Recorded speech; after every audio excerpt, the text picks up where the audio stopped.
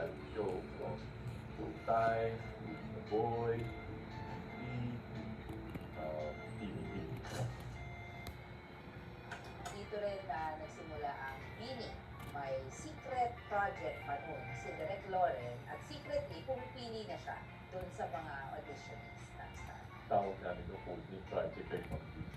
So we wanted a Filipino group, ibabalandar yung talent na gusto nyo guys. Kasi I always believe, even at the time, the time namin kumain, we are natural singers and dancers. So dapat, meron talaga tayong represent. Kita po namin ni Mami yung poster sa Star Hunt.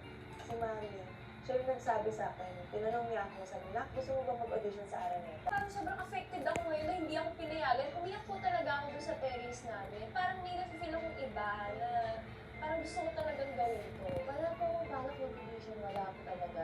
Kasi meron akong dance group na dalawa kaming babae. Kasi isang girl nag-audition siya sa PBB.